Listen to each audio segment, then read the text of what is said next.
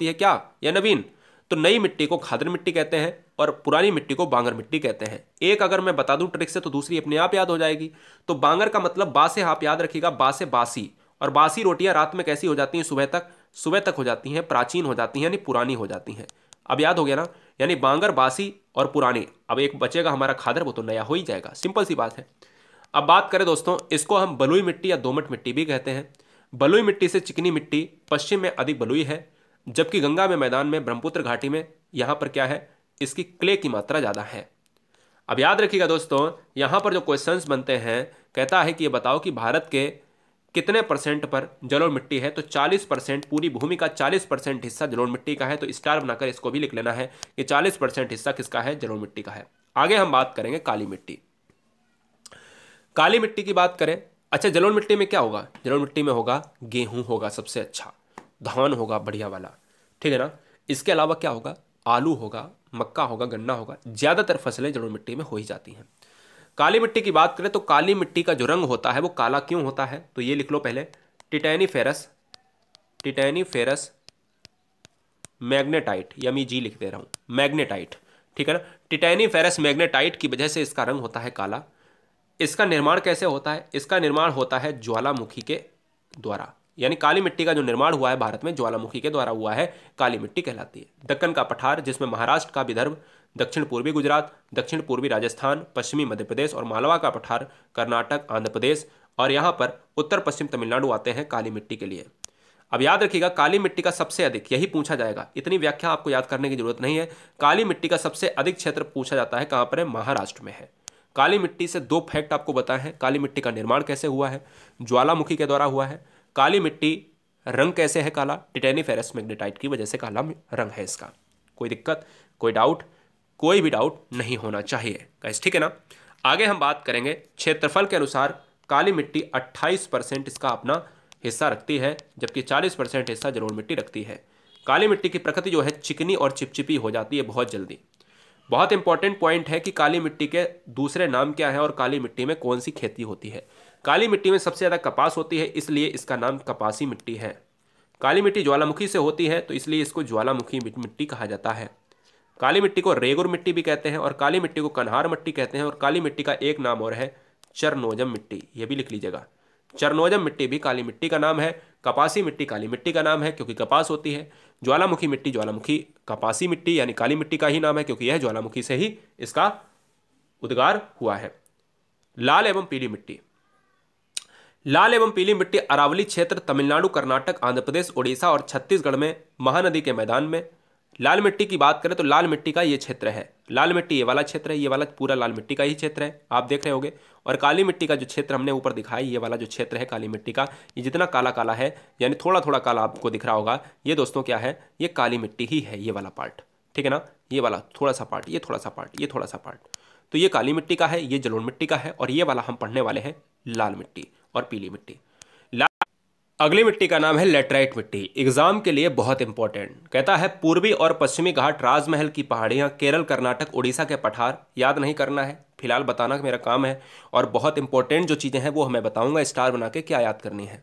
भारत में लेटराइट मिट्टी का सबसे अधिक क्षेत्र केरल में है, ये याद करना है, स्टार बना के लिख लेना है कि लेटराइट मिट्टी ईंट जैसी मिट्टी होती है जो एक कड़ी मिट्टी होती है। क्वेश्चन में पूछा जाए सबसे कड़ी मिट्टी लेटराइट मिट्टी, निर्माण ईंट जैसे पदार्थों से, कहाँ पर सबसे ज़्यादा है? केरल में है, ठीक है ना।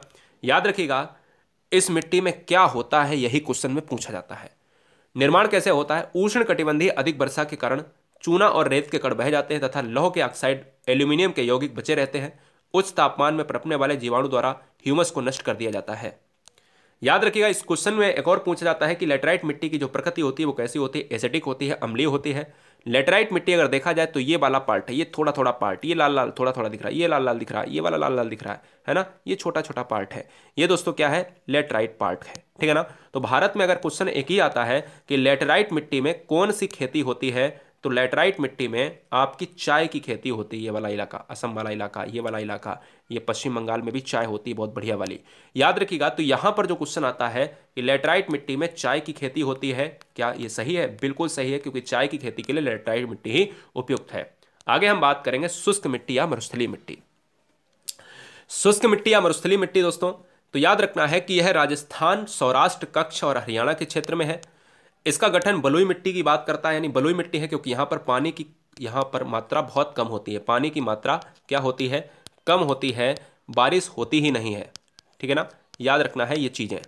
रासायनिक संगठन की बात करें तो इसमें लोहा और फास्फोरस की अधिकता होती है। क्वेश्चन पूछा जाता है किस मिट्टी में लोहा फास्फोरस की अधिकता होती है? नाइट्रोजन और ह्यूमस की कमी होती है। और किसकी कमी होती है? नाइट्रोजन और ह्यूमस की। हम याद रखते हैं आपको कि भाई जम्मू कश्मीर का जो ये राजस्थान का जो इलाका है, इसमें आपका शुष्क वाला जो क्षेत्र है वो ज्वार बाजरा के लिए, मोटे अनाज के लिए प्रसिद्ध है, क्योंकि इनमें कम पानी की आवश्यकता होती है और आसानी से इन फसलों को उगाया जा सकता है। ठीक है, आगे हम बात करेंगे लवणीय मिट्टी। लवणीय मिट्टी दोस्तों क्या है? लवणीय मिट्टी के वितरण क्षेत्र।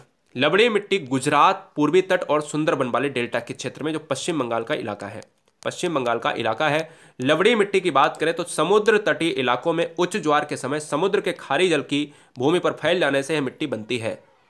प्रकृति की बात करें तो बलुई और दोमट मिट्टी। जैसे अगर हम बात करें यहाँ पर एक अगर फिगर ले लेते हैं, फिगर में आपको मैं दिखा देता हूँ कि अगर यहाँ पर कहीं फिगर मिल जाए मुझे, ये वाला लवणीय मिट्टी की बात करता है, तो हम ये कह सकते हैं यहाँ पर जो पार्ट है आपका, देखा जाए जो इलाका है तटीय क्षेत्र, तटीय क्षेत्र जो इलाका है यहाँ पर क्या है? लवणीय मिट्टी होती है। याद रखना है कि इसमें जो है नमक का उत्पादन भी बहुत बढ़िया होता है और आसानी से भारत की अर्थव्यवस्था को सुधारा जा सकता है। इसके अलावा अगर हम बात करें यहाँ पर लवणीय मिट्टी में, लवणीय मिट्टी का जो मैंने पार्ट अभी बताया है सुंदरबन डेल्टा जो पश्चिम बंगाल का है, क्वेश्चन ये आता है कि लवणीय मिट्टी में कौन सी फसलें होती हैं। अब अगर लवणीय मिट्टी होगी तो ये नमक की बात करेगा, है ना, और इसकी प्रकृति क्षारीय हो जाएगी, स्टिक की बात तो होगी नहीं। अगर देखा जाए तो बरसीम होती है सबसे ज़्यादा। मैंने यही क्वेश्चन स्टार्टिंग में पूछा था कि अगर मिट्टी पढ़ रहे हो तो इसमें कौन सी खेती होती है? चाय के लिए लेटराइट है, कपास के लिए काली है, धान गन्ना के लिए आपकी कौन सी है? जलोढ़ मिट्टी है। और आप याद रखिएगा इसमें धान भी हो जाती है, ऐसा नहीं है कि बरसीम ही होगी। अब काली मिट्टी में क्या केवल कपास होगा? नहीं ना, काली मिट्टी में कपास भी होगा, गन्ना भी होगा, आलू भी होगा। सबसे ज़्यादा क्या होगा? तो सबसे ज़्यादा लवणीय में बरसीम होगा, सबसे ज़्यादा काली में कपास होगा। अमरूद भी होता है, आंवला भी होता है, ठीक है ना। इसके अलावा अमरूद क्या अपने यहाँ नहीं होता? बिल्कुल होता है। क्या पश्चिम बंगाल में ही होता है? नहीं ना। पीटमय मिट्टी, पीटमय मिट्टी बहुत इंपॉर्टेंट है, ये वाला लाल कलर से लिखा है। सुंदरबन डेल्टा के क्षेत्र में पीटमय मिट्टी पाई जाती है और दलदली क्षेत्र में यह काफ़ी अधिक मात्रा में होती है, क्योंकि अगर भारत का क्षेत्र देखा जाए तो ये दलदली इलाका है, ठीक है ना। पानी का इलाका, तटीय इलाका है। 40 से 50% तक ह्यूमस रहता है। अम्लीय ह्यूमिसिक जो ह्यूमिडिटी होती है, जो एसिडिटिक होती है, वो सारी मात्रा इसमें होती है। यानी अगर देखा जाए तो इसकी मात्रा अम्लीय होती है। लेकिन कहीं कहीं पर इस मिट्टी को, यानी पीट में मिट्टी को अगर देखा जाए दोस्तों, तो इसकी मात्रा क्षारीय भी होती है। गाढ़ा और काला रंग होता है इसका। याद रखिएगा, इसका मतलब ये नहीं है कि आप काली मिट्टी को लगा दें। आगे हम बात करेंगे पर्वतीय मिट्टी। पर्वतीय मिट्टी को हम आपको बता देना चाहते हैं कि पर्वतीय मिट्टी दोस्तों कौन सी है। पर्वतीय मिट्टी दोस्तों आपके हिमालय की क्षेत्र की बात, ये आपका ग्रीन कलर वाला ये पर्वतीय मिट्टी है। ये वाला मिट्टी है पर्वतीय, है ना, ये पर्वतीय मिट्टी के अंतर्गत आता है। यही वाला केवल इलाका भारत का पर्वतीय मिट्टी यानी वन की पर्वतीय मिट्टी होती है। पर्याप्त वर्षा वाले क्षेत्र यहाँ पर आपके वितरण क्षेत्र में मिलती है। घाटियों की वन मिट्टी में जैव तत्व या ह्यूमस की अधिकता होती है। पहला पॉइंट जबरदस्त है। लेकिन पहाड़ी ढलानों पर ह्यूमस कम हो जाता है, इंपॉर्टेंट है। यह नई मिट्टी होती है जो निर्माण की प्रक्रिया में है। यानी हमारा हिमालय जो है वो नवीन पर्वत श्रृंखला कहलाता है। अरावली हमारा प्राचीन पर्वत श्रृंखला है, इसलिए इसे नई मिट्टी भी कहा जाता है। प्रकृति कैसी होती है? प्रकृति होती है यहाँ पर एसिडिक होती है, अम्लीय होती है।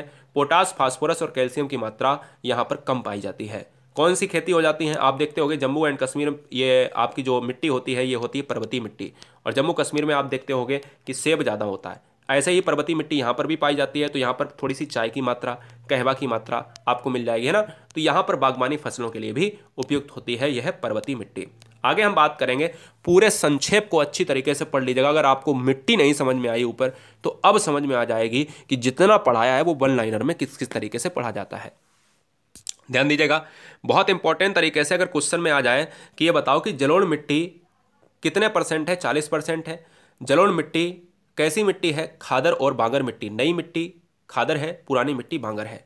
जलोढ़ मिट्टी कैसी मिट्टी है? उपजाऊ मिट्टी है। जलोढ़ मिट्टी किस तरीके की मिट्टी है? नदियों के द्वारा बहाकर, अवसादों के द्वारा बहाकर लाई गई मिट्टी जलोढ़ मिट्टी है।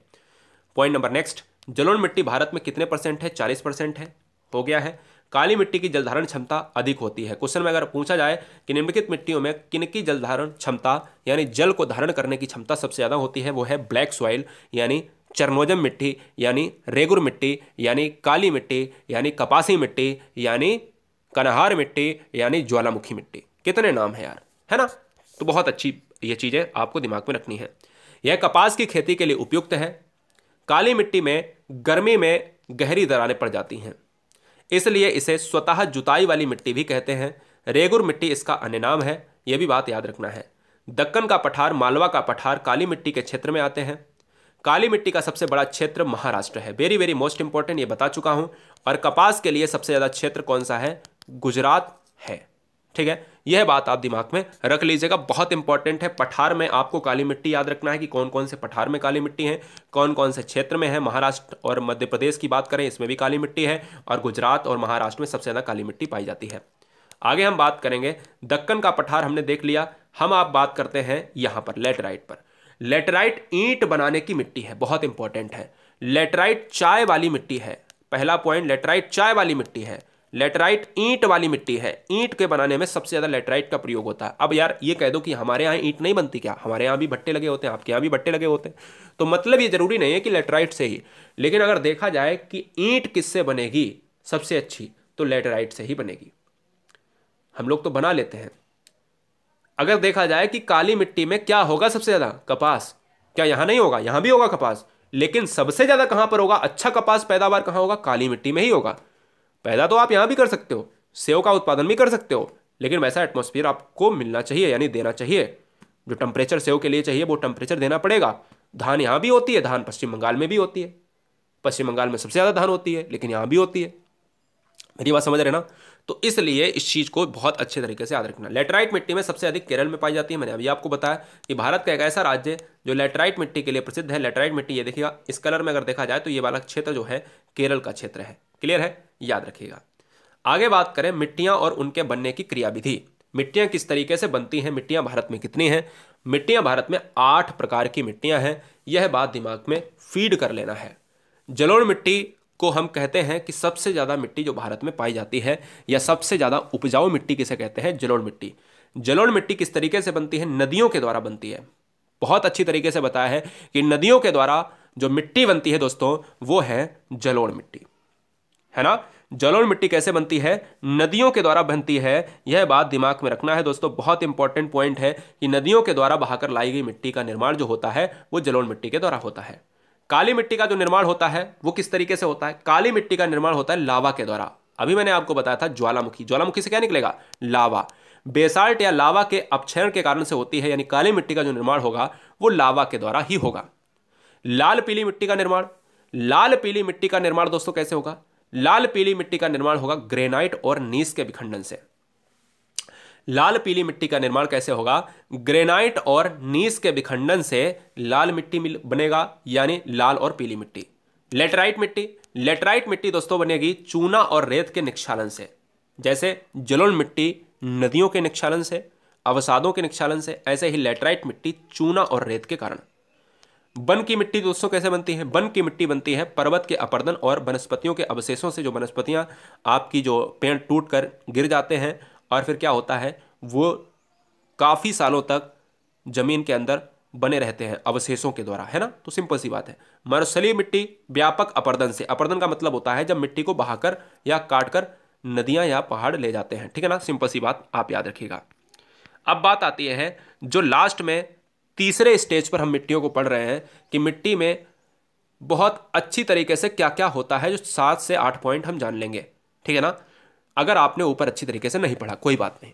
जलोढ़ मिट्टी सबसे ज़्यादा मिट्टी है जिसमें क्या होती है, गहन खेती होती है, हर तरीके की फसल हो सकती है। काली मिट्टी में क्या होता है, काली मिट्टी में दोस्तों कपासी मिट्टी होती है, इसलिए इसको ब्लैक सॉइल कहा जाता है। लाल पीली मिट्टी में, लाल पीली मिट्टी में दोस्तों धान होती है, इस चीज़ को याद रखना है।